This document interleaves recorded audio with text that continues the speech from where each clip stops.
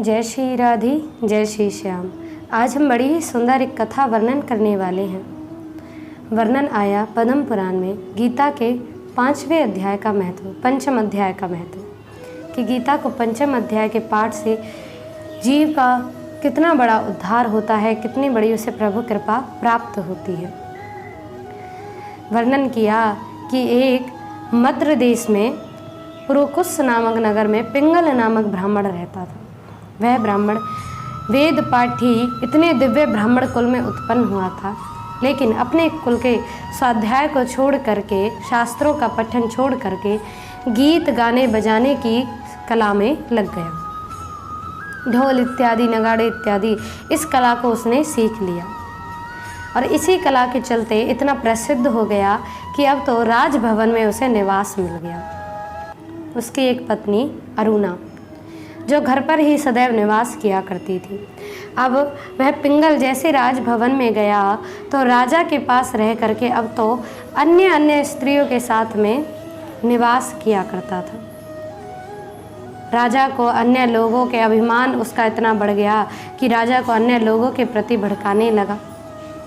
अब तो एक दिन उसकी पत्नी भी इतनी दुराचारिणी थी, नीच कुल की, कि वो अपने पति को, प्रेम को त्याग करके अन्य पुरुषों से संभोग किया करती, निवास किया करती अन्य पुरुषों के साथ। एक दिन मन में विचार किया कि मेरे पति मेरे इस प्रेम को रोकते हैं, तो उस पिंगल नामक ब्राह्मण को अपने किसी मैत्री से मरवा करके उसका गला काट करके जमीन में गड़वा दी।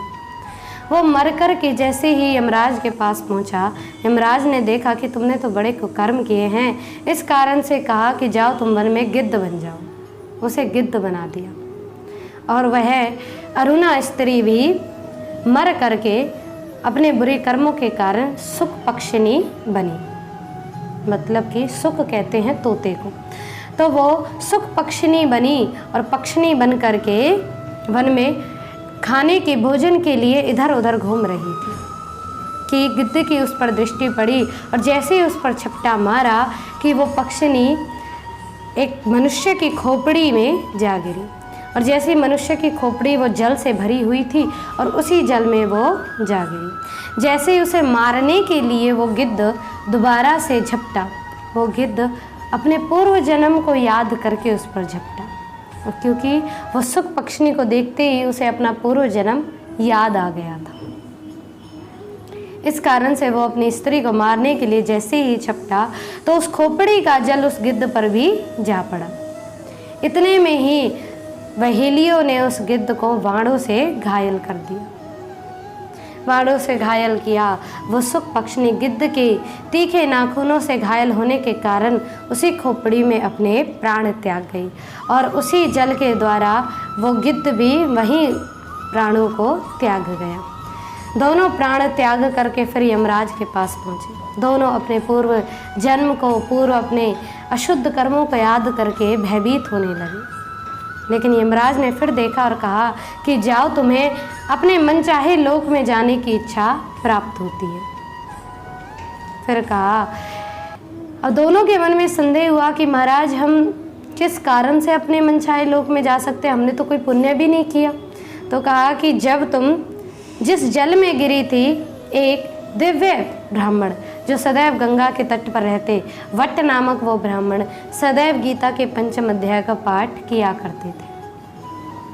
पाठ करते करते दिव्य लोक की उन्हें प्राप्ति हुई, लेकिन अपने शरीर को जब उन्होंने त्यागा तो वहीं उनका वो शव, उस खोपड़ी में वो जल भरा रहा। और उसी पंचम अध्याय के पाठ करने वाली दिव्य ब्राह्मण की उस शरीर की उस हड्डियों में, उस खोपड़ी में तुमने जैसे ही अपने शरीर को त्यागा तो उसी त्याग के कारण, उसी पंचम अध्याय के दिव्य प्रताप के कारण तुम्हें दिव्य लोक की प्राप्ति होती है। गिद्ध ने कहा कि प्रभु मुझे कैसे प्राप्ति हुई? तो कहा कि तुमने जैसे ही उस पर झपटा तो वह जल तुम पर भी आ गिरा, इस कारण से तुम्हारे भी पाप नष्ट हो गए और तुम्हें भी दिव्य लोक की प्राप्ति होती है। दोनों को दिव्य लोक की प्राप्ति हुई, लेकिन मन में विचार किया कि पंचम अध्याय का इतना बड़ा महत्व है कि हमारे सारे पाप कर्म कटकर और हमें दिव्य लोक की प्राप्ति हो गई। तो वह दोनों सब बुरे कर्मों का त्याग कर दिव्य रूप से गीता के पंचम अध्याय का पाठ करने लगे। गीता के पंचम अध्याय को दिव्य भाव से पठन करने लगे। तो आशा है आप सभी ने गीता के पंचम अध्याय के दिव्य पाठ को समझा होगा, दिव्य महत्व को जाना होगा। तो आशा है आप सभी ऐसे ही आनंदित रहें, प्रसन्न रहें, गीता के भगवत गीता के पंचम अध्याय का पाठ करते रहें। जय श्री राधे, जय श्री श्याम।